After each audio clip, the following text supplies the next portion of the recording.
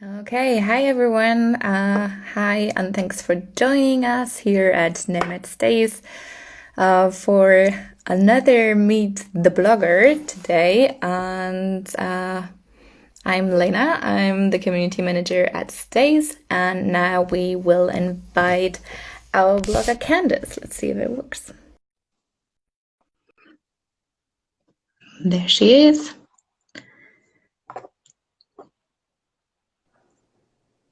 Hi, Candice. Hi. How are How's it you going? doing? Yes, I'm very, very well, thank you. How are you? Good, I'm good too. Thank you for being here with us today. No worries. Last week we were live at your channel, and this Yes. week you will be joining us at our channel Nomad Stays. And I'm very Yeah. happy to see you again. Yeah, you too. I know it was a great conversation last week, so I'm excited to chat again. And yeah. Yeah, it's really great. And yeah, well, welcome to everyone else listening to us. Yeah, we're here to chat with our beautiful blogger Candice today. She's doing some blogs on global adventure, nomads.co, and she's also working as a remote blogger. So she's traveling the world while blogging. But maybe you can tell us more about yourself, Sure. because So yeah, my name's Kandice, and I'm a freelance content writer. I'm currently based in Playa del Carmen in Mexico.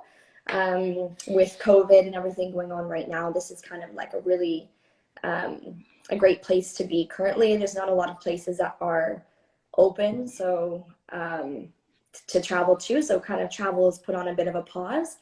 And being in Playa del Carmen is a nice sort of haven where there are a lot of other nomads and remote workers that are kind of basing themselves here currently while everything else is sort of is going on, because I know a lot of people have had to like return home. And yeah, so this is a really good place to be.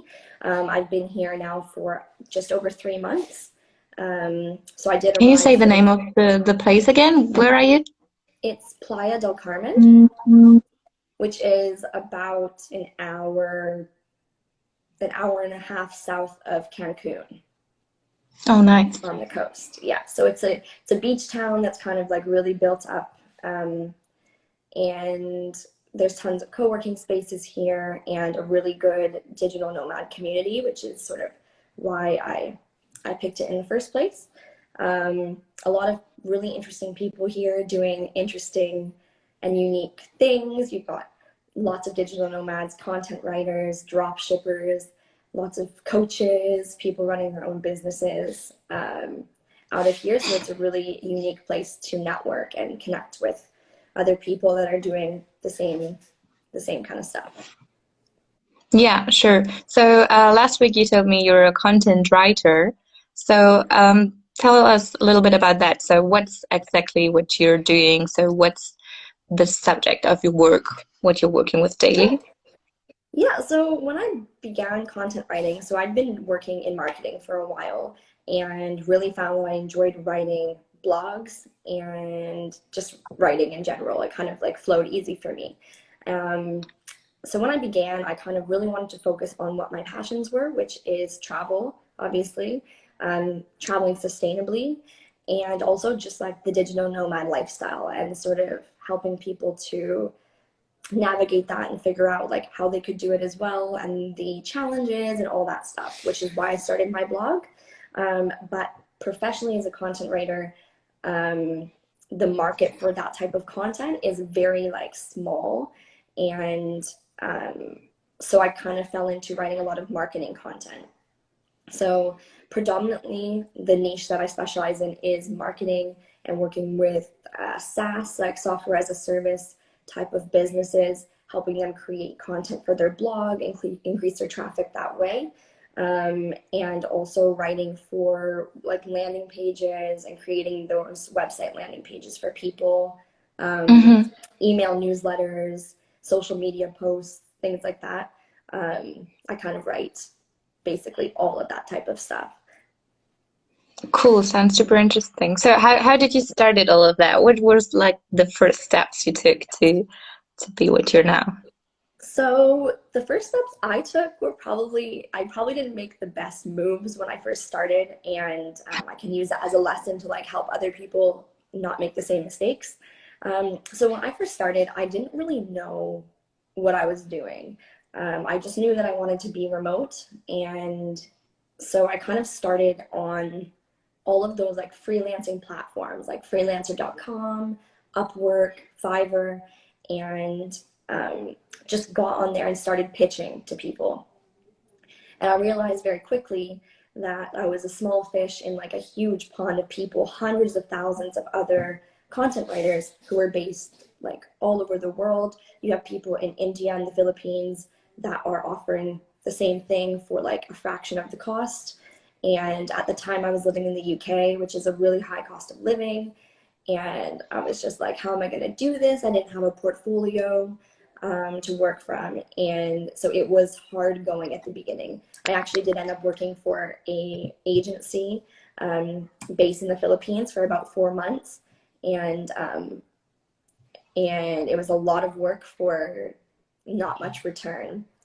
So, but then as I progressed, I started to build a portfolio of work, started writing some of my own stuff, which I was posting on Medium, which is a really good platform for writers just to like post for free and share their content, which I would definitely recommend to anybody that wants to just start publishing stuff without a website, just to start getting your stuff out there. Family and friends can read it and things.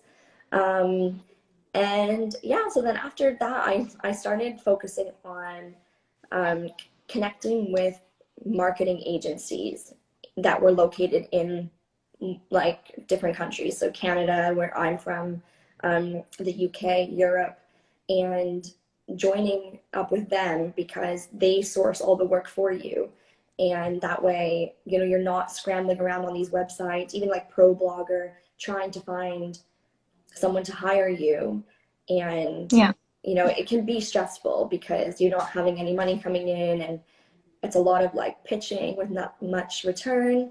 Hmm. So I definitely recommend like reaching out to agencies because they find the client and they do sort of everything for a client. So they do websites, they do their advertising, they do their content, and they provide you with a steady stream of work, um, which is really helpful as a new writer. Oh, I think you're frozen.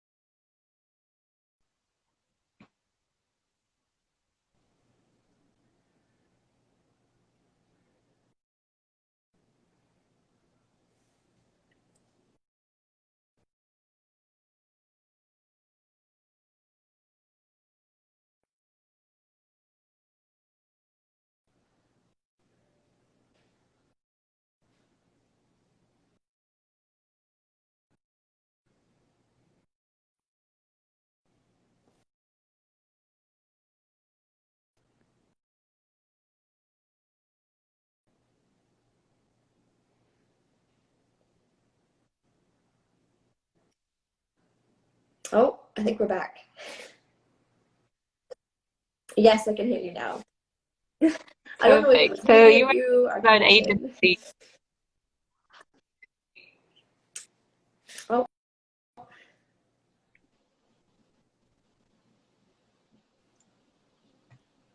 okay. Can you hear me? Yes, I can hear Yeah. you. Um, yeah, so I would recommend to anybody starting out as a content writer to start by reaching out to agencies. Although, of course, with an agency, they will be taking a cut of the pay. To start out Hmm. with, it's a really good way to have a constant stream of work, to get remote, which is the goal, and also to build a portfolio. And once you Hmm. have that, then you can obviously start reaching out to directly to brands you want to work with, and you have something to show them, and you also don't have that financial stress of I can't find any work, always looking for stuff. So I definitely recommend that specifically to anyone that wants to work as a content writer. It'll make your life a lot easier and allow you to sort Hmm. of get into that like digital nomad lifestyle quicker. Would you recommend it only for the start, or maybe just to go with it, to be with it for forever? Um, I mean, it depends what kind of person you are. I mean, I would recommend it for the start because I think as Hmm. you have a lot of potential as a writer to grow in your craft and to just scale your business. You know, like there's no limit to do, and working with friends, you can make more money. So with a marketing agency, you're kind of like, here's your rate, and you just stay at it. Hmm. Um, and so I would say to people not to sell yourself short and work with an agency until you feel comfortable enough and that you have enough to offer to go out and pitch to people um, and up your rate, you know. But Mm. but as working with an agency, I mean, there are lots of different agencies out there. Some will pay more, some will pay less, depending on experience. But um, obviously, it is nice to have that steady stream of work. And you can always, with agencies as well, you tell them how much capacity you have for work. So, say you only want to Mm. work and do a couple articles a week, they're usually fine with So that you as well. can So you can kind of like concentrate scale on back your with stuff. them. Yeah, exactly. Okay, and so you were talking about Medium as a good platform which helped you to start with. What other platforms would you recommend using? Maybe not only in the beginning, but to what are you using now also maybe? So if you're for a writer specifically or anyone creating content, um, obviously getting your own website going is really important because that's going to be your virtual storefront and what you're going to show to potential clients. Um, so a blog specifically related to your niche that you've chosen to write in. Um, and then you can also repurposing that content into Instagram posts. Um, Instagram is like for me the platform for anyone that is in the travel sort of niche because people want to see locations and see like the visual aspect to go with it. And I just think that's the best platform to go alongside writing. They just connect, you Hmm. know, anyone that's doing a blog or anything like that. I just think Instagram is the best. Also for bloggers, Pinterest is a big one. A lot of people look to Pinterest to find inspiration and for anything, whether it's travel or design or fashion or whatever you're writing about. Those are kind of like the three that kind of are intertwined, like your blog, Instagram, and Pinterest Hmm. sort of go together. Professionally, obviously, having a good LinkedIn profile is very important for anyone that is working as a content writer or anything in marketing. It's the best way to connect with business owners. Um, and you know, you also use it to put like testimonials on there. You can even post your content on LinkedIn as well. So it kind of depends on Where your do niche. Sure. So where do we find you? So maybe just tell us Yeah, where you will find you on Instagram, your blog, and sure. anywhere else. Yeah, so my Instagram feed is this one, which is the Spirit Compass, or spirit.compass on Instagram, and its name, my website is spiritcompass.net, because .com was taken already, and Pinterest is the same, is also Spirit Compass. I don't use Twitter. I haven't used Twitter since like I think I was like 19 or something, like in my goth days. Um, yeah, so mostly just Instagram, and then of course my website. You can find my content on there, and LinkedIn. In Kandice Vincent is my name on LinkedIn. If you want to connect on there, And you can also read some blogs on globaladventurenomads.com exactly. and also find the at nomadstays.co, which you are working for as a blogger. So Yes, just to mention that. yeah, And I've read one of your blogs currently, recently, and you were mentioning that traveling really is about the community thing, so that you are really into making connections also and travel within a community, although you're traveling all on your own.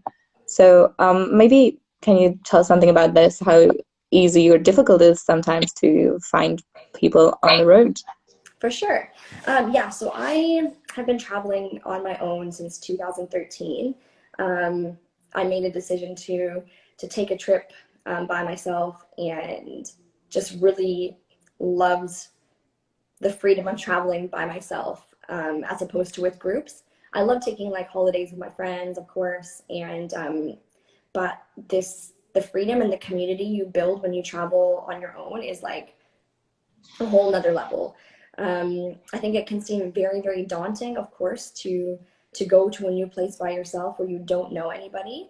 But you're never truly on your own. And as long as you put yourself in a position and put yourself out there, you're always going to meet amazing people. So when I choose a destination, I do my research. I see like what kind of people are going there, what are the amenities like, are there co-working spaces there, what did other digital nomads have to say about this location.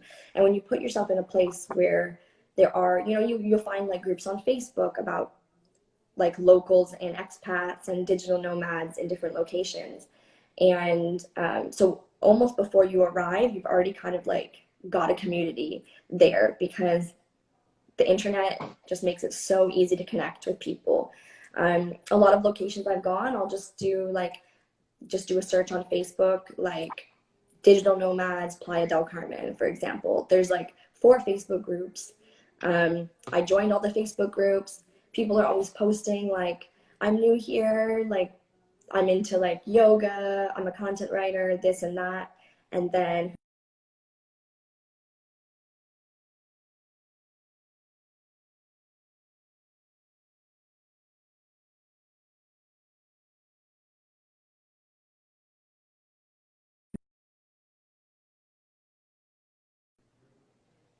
okay, we're back.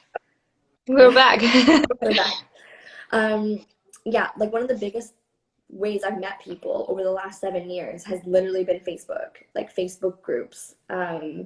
Or even before I was a digital nomad and I was working remotely, when I was just Mhm. arriving to new places, I would just get on these Facebook groups like female travelers or like vegan travel groups and post in there and being like, is anybody in Sydney right now who'd like to grab a coffee? And like more than likely there's going to be somebody around. And sometimes you meet people and you're like, you just click right away and you're like, this is my people. And sometimes you like have a good time with them for a couple days, look around the city, and then you go your separate ways. But I think like that's the freedom of being in a location by yourself, is that you're not sort of like tied down to somebody necessarily. So you can meet people, but there's no pressure to like be with them all the time, always doing excursions together. You can sort of like do your own thing, but you also build that community. Um, yeah, I mean, Mhm. specifically as a digital nomad, co-working spaces and like meetups are such a good way to connect with people. Um, Coming specifically to Playa del Carmen, when I arrived, I came straight to the co-working space, which is where I am right now. It's called Bunker, and it's awesome. But I came in and just started talking to somebody, and they're like, "What do you do?" And I said, "I'm a content writer." And a couple other Mhm. people came over, like, "Oh, what's your rate? What do you write about?" and stuff. Like, already people wanting to work with me within like 30 minutes of arriving. So I think for anyone that's a digital nomad, like having like co-working spaces and cafes that have really good Wi-Fi and stuff are like, that's where these people hang out. So that's kind of like where you want to be. Um, but yeah, prior to going to any location, definitely get on Facebook and check out the groups and see, what groups are out there for the location. And it's a really good way to connect with people before even getting to somewhere, or even asking questions like, what's the digital nomad Mm. scene like here? Or what's the Wi-Fi speed like here? And things like that. That's one of the best ways I found. And I actually wrote a post about Facebook groups specifically on the Global Adventure travel blog. So if anyone wants some more information about the specifics of like what to look for, you can find the post is there. Okay, awesome. We also have a Facebook group for anyone who wants to join it, which is Digital Nomad Explorers Co. So there's just about digital nomad life. What was your digital nomad life like before? Like, where have you been? In which countries? What have you maybe experienced, which was something that brought you more into the digital nomad life? Maybe brought you a step back, like something from both Like that sides. moment. Yeah. So Yeah. I became a nomad like 7 years ago. Or, yeah, 7 years ago, I guess, when I was 2021. So like 8 years. In 2013. I wasn't a digital nomad. I just started, I knew that I wanted to live a nomadic lifestyle. So essentially Mm-hmm. not having a stable home base or anything to live from, and just kind of had my backpack and that was everything I had, and moving around. Um, Fast forward to 2017. I was in London at the time and kind of thought, you know what, maybe it's time that I like get the 9 to 5 job and build some stability, and like that's what like we're supposed to be doing. But I realized really, really quickly that I was not fulfilled at all, with that like 9 to 5 life. And you know, friends were going on trips, and I was like, oh, hey, I need this time off to go to Japan to go snowboarding. And they were like, well, you can't go because you don't have any holidays left. I'm like, Hmm. okay, like not really vibing on this. And I thought about my position, which was in marketing. And I'm like, I don't really need to be here to do this. Like I can kind of do this. All I need is a laptop. And so I started just doing some research, remote jobs, how do you work remotely? And stuff kept coming up about digital nomadism and working as a virtual assistant and things like that. And I was like, you know what? Like, I can totally do this. Like, I can do it and make this happen. So that's when I decided to just leave my job and Hmm. focus on finding a way to be remote. Yeah. And at the beginning was a struggle. Like I did just kind of quit my job without any plan, like any sort of plan for what I was going to do. Um, and so I really had to like hustle with my writing and take whatever I could get pretty much. So it is a lot of work. It is a lot of work, especially at the beginning, to build that foundation where you can work remotely. It's also a mindset switch, like a huge mindset switch from going from being an employee where you go have set hours at work and you're like going at 9, you're done at 5, you're out, you're all good. Switching that mindset to making your own hours and trying to stick to them. And um, contrary to like popular belief, which is like digital nomads just travel and sit on the beach and don't actually do much work. It's like the complete opposite, because you end up working until like 3 o'clock in the morning because you're procrastinating all day, and or you know that you have to put the work in order to like get the return. So you end up, I've had a lot of late nights, lots of But coffee, two doing in the it all in morning. Mexico, like not doing Yeah, it in somewhere rainy London, but doing it at the beach. yeah, Like you can go out procrastinating, diving. So this exactly. is, Yeah, yeah. But you have to have that like sense of like self-control, because you're not here on a holiday. You are here. This is your life. So, Mhm. you want to go diving on your lunch break, like that's great. But now you can work till 3 o'clock in the morning to like make up for that. Or just having the self-control, like, yeah, it's beautiful outside. It's 30 degrees. It's sunny. But I have to sit inside and work all day because this is what my life is. You know what I mean? So it's finding that balance is really important, because it's really easy to lose that balance when you don't have those hours, especially for me, who's really like scatterbrained and all over the place. Like I have to, like, that's why the co-working spaces are literally game changing for me is I have the place where I come and I do my work here, and I put in my time here as Yeah. if I was at the office, but I also have the flexibility to do that whenever I want. You have people in this office that they work better at night, so they'll come in PM and they'll work until like 3 or 4 in the morning because that's Mhm. their time, or they're working on a different.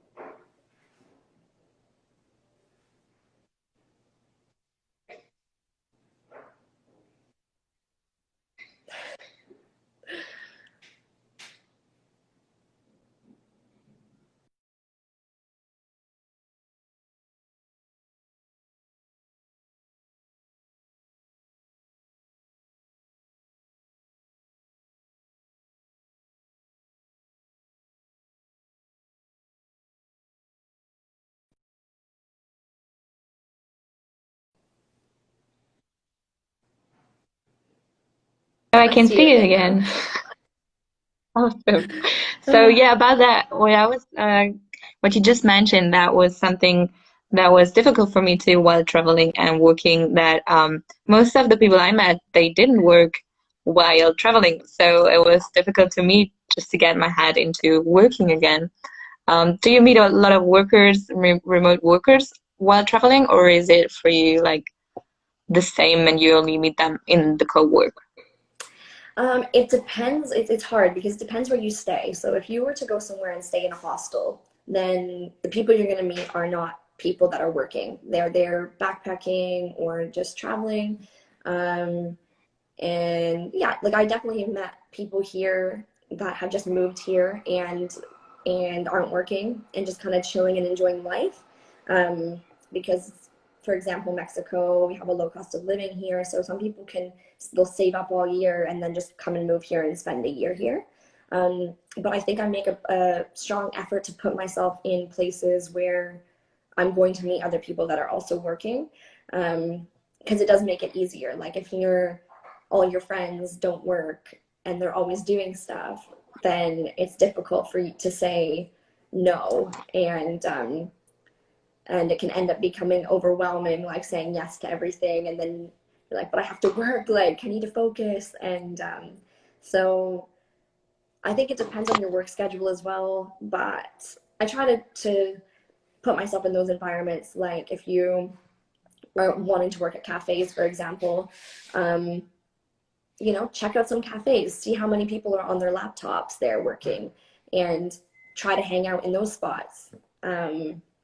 That's usually a good way to like meet those type of people. And I think it encourages you to like hustle more when you're surround yourself with other people that are also doing that. And you're all like, you know what? Okay, we're going to work today till 6 o'clock, and then we're all going to meet up at the beach afterwards. And it motivates you to like want to get your shit done. And And watch a beautiful sunset afterwards. exactly. Yeah. So it Amazing. is easy to find people if you know where to look, basically.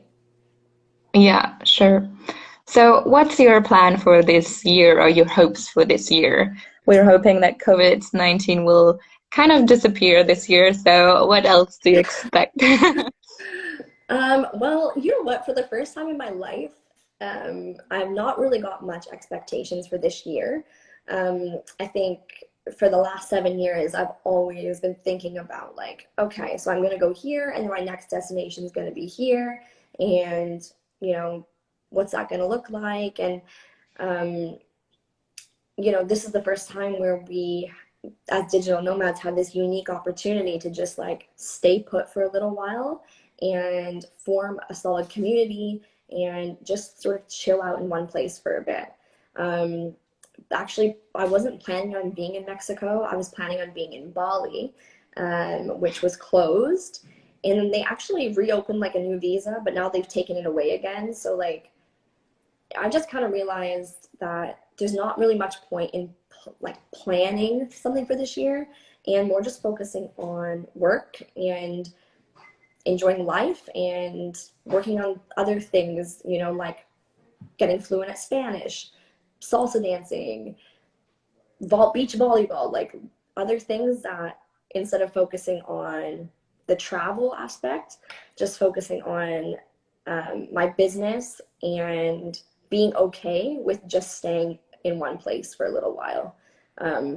Because we have no idea what's going to happen like next month or in 6 months. And so my plans for this year are just keep creating content that's helpful to people, keep working with you guys, and just keep, self-development and just living and enjoying things the best way that we can right now. And are great words. Yeah. Looks like a big year ahead, Yeah, even though not much of a traveling, but it can be awesome anyways. So, exactly. You have to find that everything, no matter where you are, you can find amazing things there. It's really easy to sort of get too much in your head and be like, life sucks, I can't do anything, I can't go anywhere, but there's so much that we can do, and it's more shifting the focus on like, what can I do right now, as opposed to what can't I do. yeah, that's true. That's so true. So, thank you so much, Candice. No problem. So And nice to talk to you thank again. you. Yeah, it's amazing to see you here. So, for anyone new at nomadstays.co, we're a platform where you can find stays all over the world for digital nomads. And we're here with our blogger Kandice today.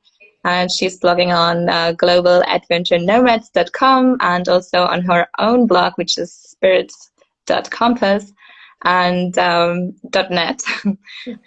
And yes, so I'm happy to see you again anytime soon. For sure. Come to Have a great Mexico. day. All right, I'll talk to Yes, you that would again. be amazing. Okay, bye. All right, bye.